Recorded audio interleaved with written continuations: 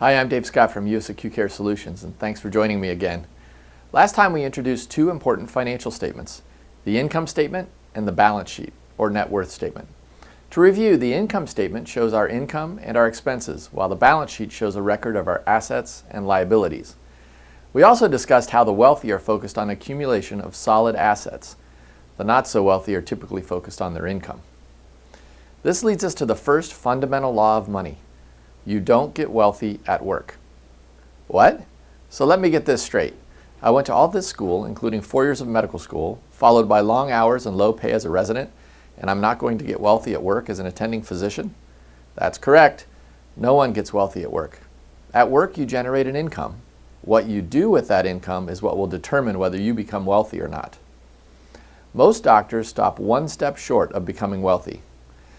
As mentioned earlier, as an attending physician, you will be in the top 1% to 2% of wage earners in the nation, which is simply outstanding and certainly well-deserved in my opinion.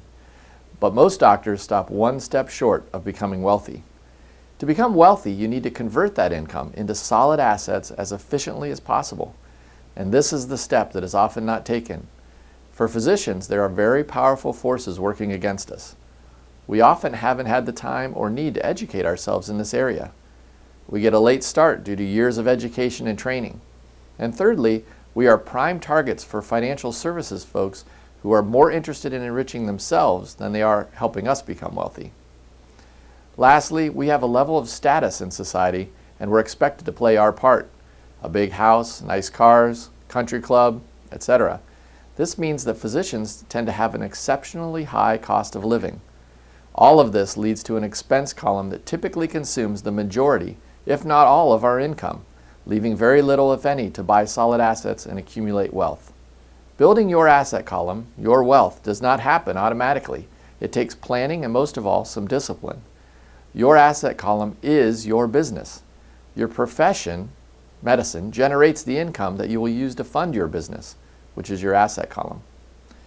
You see, most millionaires in the U.S. are small business owners. Why is that? It's because in order to grow a business, you must be investing in the business, in your asset column. You cannot take every penny of revenue out of a small business and expect it to grow or even survive. Fewer and fewer physicians today are small business owners. They are increasingly employees of large institutions and large organizations that they do not own. This makes it harder to accumulate wealth in that you must do it completely on your own, funded entirely by your earned income. Do not underestimate how difficult this is to do. But you're watching these videos because you want to be different, and for that I'm thankful. With a little planning and discipline, it's surprisingly easy, but it does take some time and patience. Seriously though, if physicians in the top 1% to 2% of wage earners can't do this, who can? Next time we will discuss the second law of money. The wealthy take advantage of time.